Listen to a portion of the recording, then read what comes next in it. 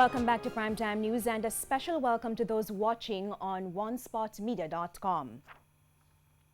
The Jamaica National Children's Home in Papine St. Andrew was extensively damaged by fire on Friday.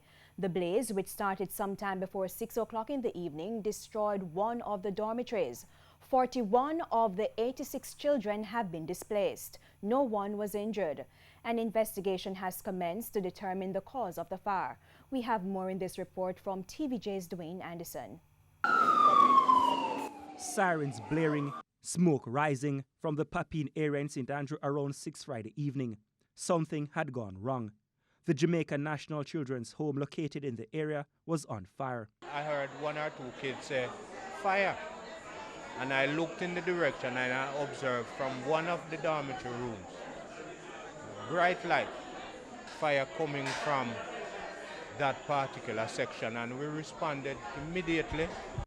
Worried onlookers gathered, ready to give a helping hand.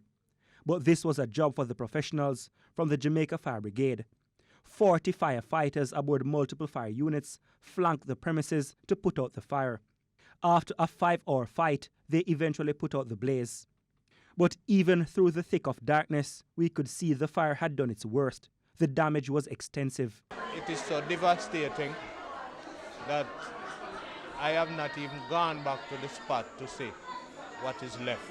It's a tough call for a number of our children, because we have had children here who have had experience of previous fire. In particular, the most recent fire, that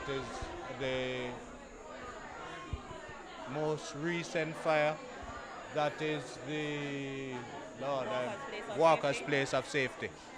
So it is like flashback for a couple of our children. The Prime Minister was on hand.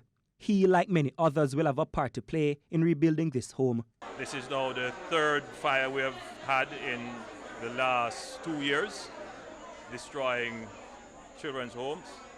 But I'm satisfied that what I've seen here is that the response by the government and the community has been appropriate.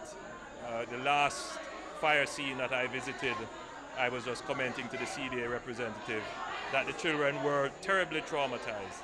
At this scene, the children are very responsive, and it is obviously because the managers of the facility had in place procedures. There was a quick response from the CDA. In times of tragedy, one has to seek out the positives, and thankfully, the fire stopped at destruction of property. All the wards and staff had made it out alive. That said, an investigation will be launched into what caused the fire. The truth is that this gives us an opportunity to take a second look at the facility. Maybe we need larger facilities, maybe we need facilities that are built differently. So it is now an opportunity to do that. The children who have been dislocated, they will be kept together in the initial stages. They will be taken to another location that we recently just upgraded. They will be there temporarily until a decision is made as to exactly where they will be posted for the long term.